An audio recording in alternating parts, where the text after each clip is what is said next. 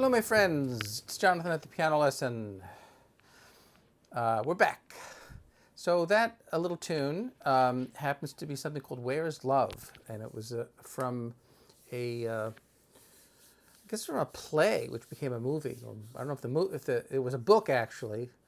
Oliver Twist, and it was written by Lionel Bart. And I don't remember if the play came before the movie, or the movie came before the play, and then there was a book first. A lot of great music from that show, and that's a great tune to learn because besides being super pretty, it also is not hard, and it has an interesting moment in it, a very unusual moment, which I really haven't seen in any other tune, and I'll explain what that is, kind of an unconventional use of harmony. So let me show you what's going on with that tune there. So it's typically done in C. It was written in C. It's where is love? Does it fall from skies above? And I don't know all the lyrics, but it's really just a scale. I'm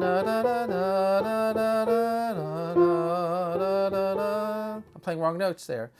That's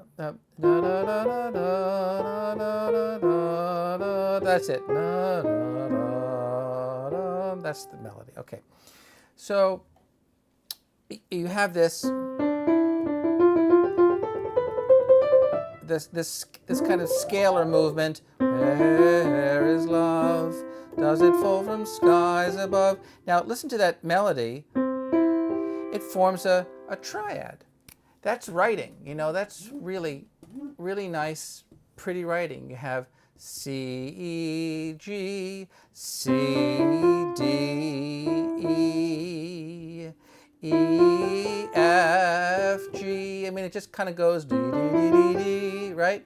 Isn't that a beautiful ornamentation of the scale? Da, da, da, da, da, da, da, da, da, da, da, da, da. And then F. Na, da, da, kind of changes the pattern. Na, da. Then the A. Na. It goes beyond. Goes to B flat. That's very interesting. Da, da, da, da. Perfect fourth. Da, da, da, da. Perfect fourth. Look how it outlines the melody of an A flat chord. Da, da, da, da. That's really, then the second verse is da, da, da, da, da, da, da, da, da, da, da,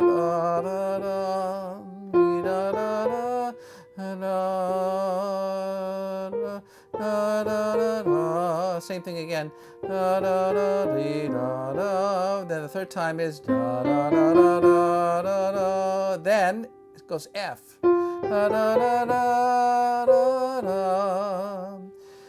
Da, da, da, da, da, da, da. Now watch. Da, da, da, A major. Da, da, da. It's like an A flat, A major 7. Da, da, da, dominant. That's the moment. Where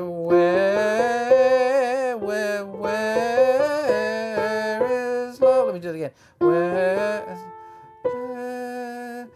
So we do. Will I ever know? Da, da, da, da, B flat. Pardon me. I'm having a little moment here. Da, da, da, da, da. Da, da, da, da. B flat, A7, right there. A major 7, the dominant. Where is love? That's the whole tune. So very kind of scalar. I'll show you the chords. It's kind of just C, G, C, C.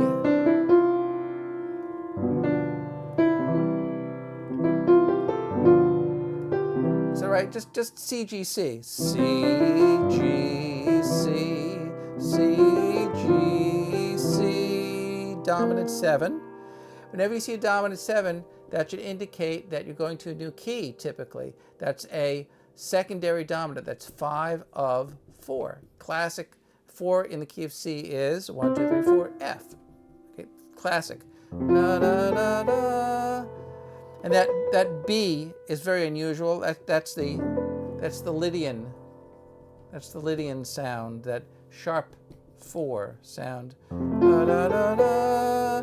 2, 5, 1. So 2, 5, 1 in B flat. C minor 7, F7. Of course, I'm not writing this out in a score, right? I'm just giving you the chords. F7, B flat, major 7. So C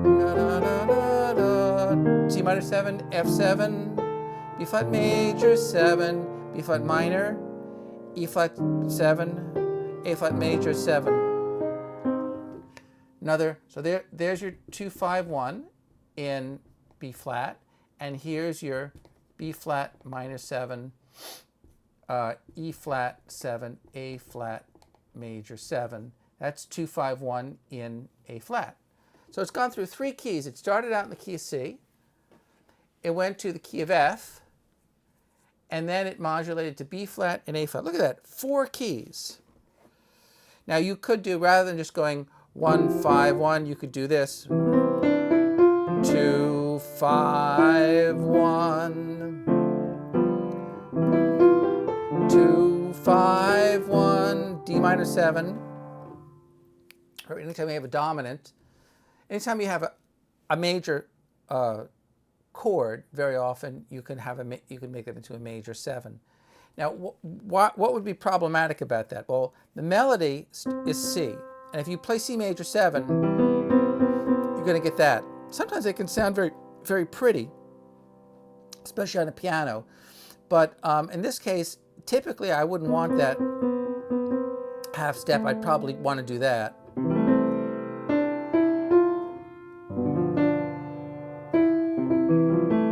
Right? I'd probably want to do that instead of that. Or you could delay this, right? You could go.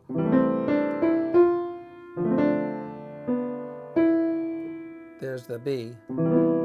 You see, it'll sound better there than if you use it right away. And so you can use C6, right? The A is the 6. 1, 2, 3, 4, 5, 6. So you can use C6.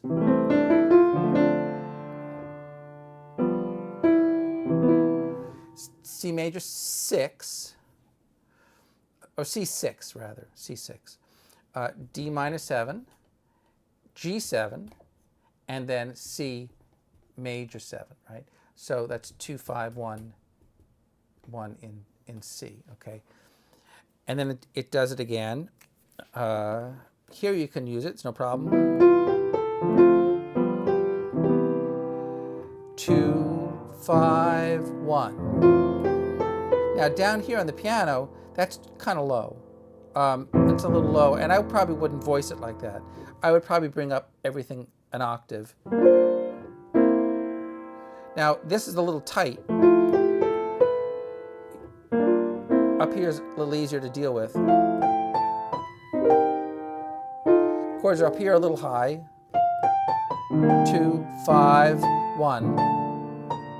That's your 2, 5, 1 in B flat. I'll play that again. 2,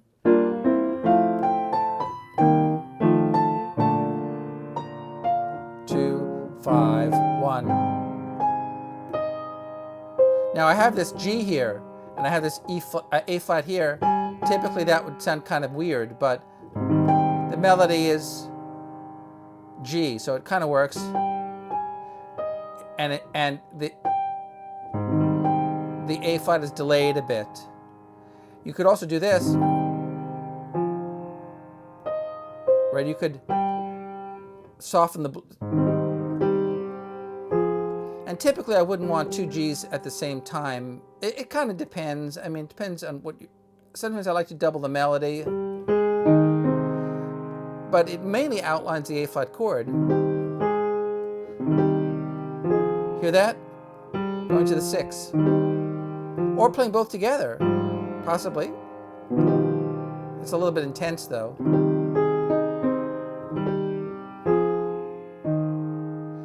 doubling there. I don't know if that's the best idea in the world, but you could do, right, going back, dee, dee, dee, da, da, da, da. Instead of having a static chord, right? That's okay too, right? But sometimes it's nice to have a little movement.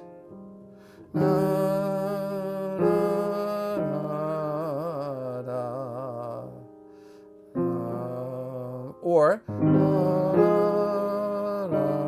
both together here. And then D minor 7. Now here's the voicing I might prefer, something like this, a wider, like a 10th, root 3rd, 7th, 9th, and then the 11th.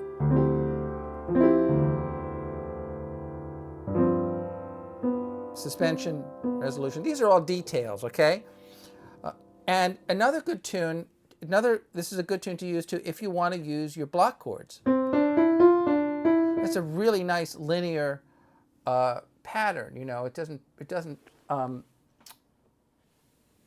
present that much difficulty. So here's one version of block chords on this tune, all white keys.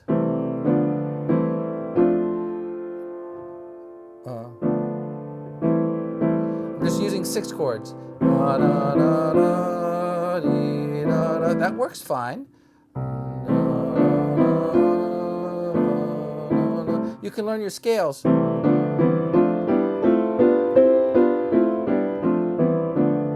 Okay, it's, you know, not horrible, right? It's not terrible. This would be the major triad. And then I'm adding one extra note, the 6. Right? Same thing for the key of F.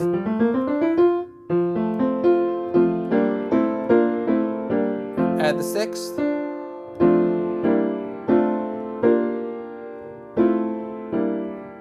Right? Now you can do your alternating diatonic diminished. So diatonic, diminished, diatonic, diminished. And I could stay on the diminished and then go back to the diatonic. That's a possibility. Or I could just interject one of those chords, or maybe a bit later.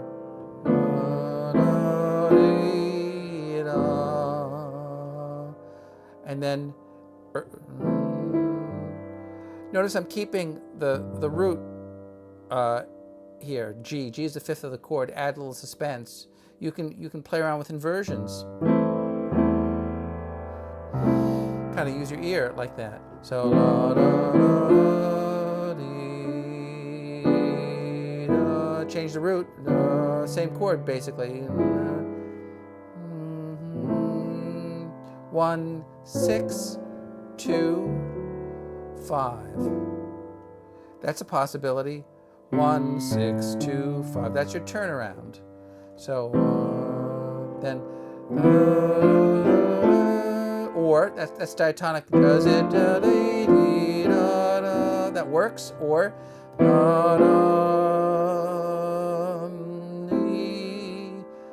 now the melody is a white key, so that's not going to work unless I do some kind of unusual chord there.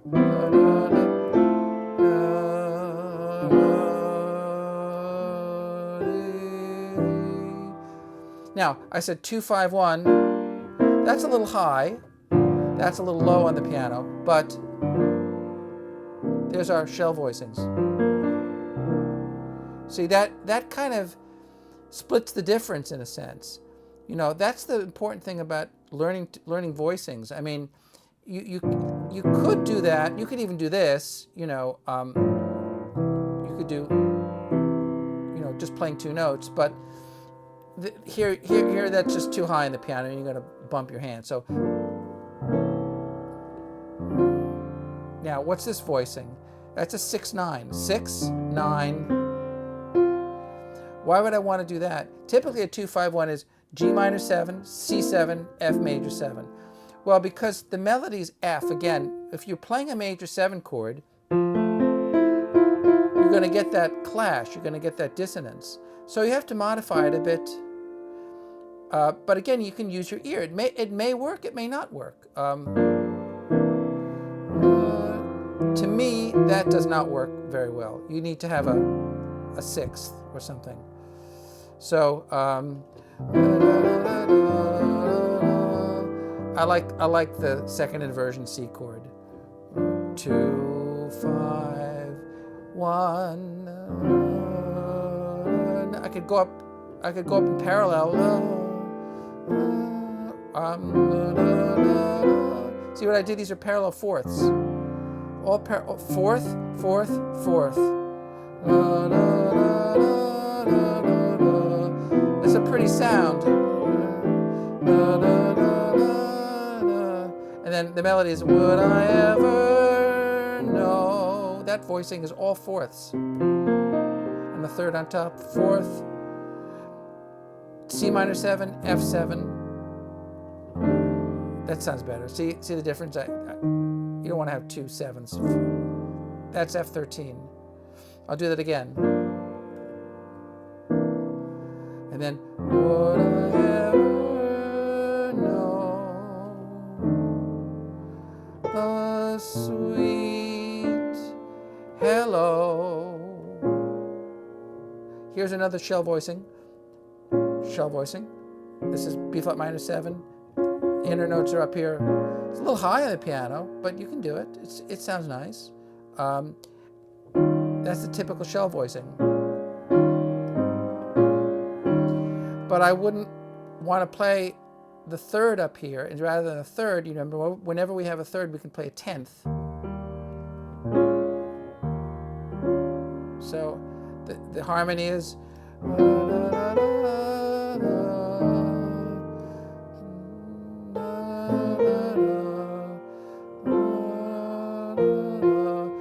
2, 5.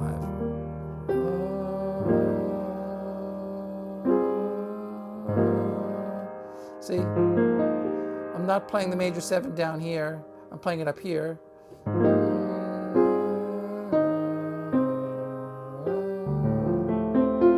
All white keys. This is an interesting voicing. Think of this as a G7 chord. I got rid of the middle part of it. Again, we're playing the shell. And the upper part of it does not have the third, and does not have the fifth, but it has the 9th, the 11th, and the 13th. And then the root again, because that's the melody note. This appears like A minor 7. It's a really nice chord. That's an 11 chord. The 11's really kind of dominates.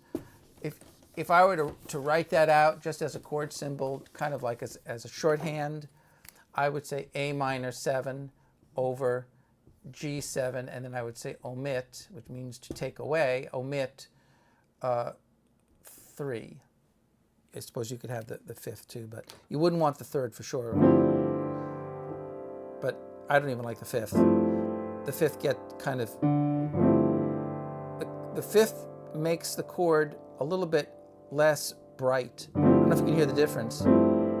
That's a much brighter sound. That's a possibility too, to put the fifth up here, because you have this dissonance here. There's so many little things you can do, experiment with, you know. You don't have to learn all kinds of slick chords.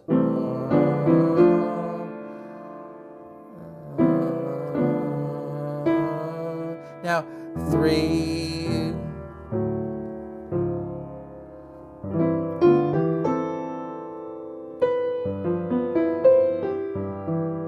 Notice I went right to the G7. That section was truncated. Truncated meaning shortened. So the last time we do that,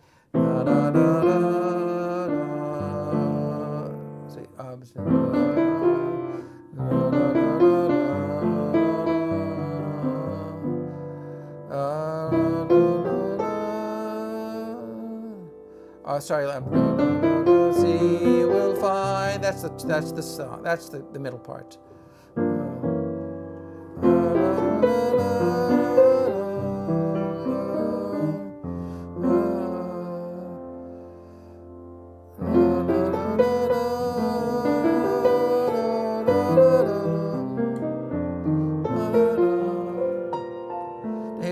A flat major 7, A7. Now, going up diatonically, D minor, C in first inversion. You could play E minor too, possibly. That's E minor. F, G, so it's this. Right, the diatonic triads. That's a really pretty sound. So I'm going to play the whole thing because I've been messing around a bit and I want to give you a sense of the tune, and then I'm going to say goodbye. So here's the whole tune again. Let me make sure I'm playing it right. Where is love? Does it fall from skies above? Will I ever know a sweeter love than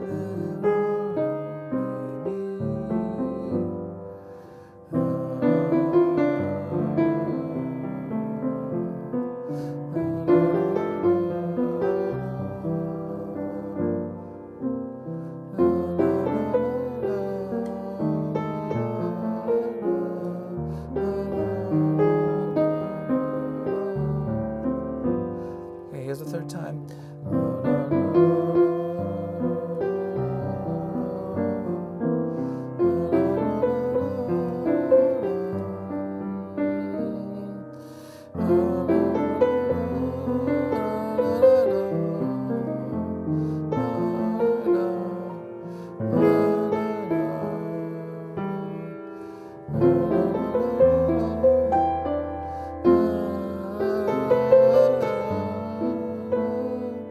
And then, instead of going right to the C, you could do A flat, D flat, circle of fifths, right? Use this nice circle of fifths.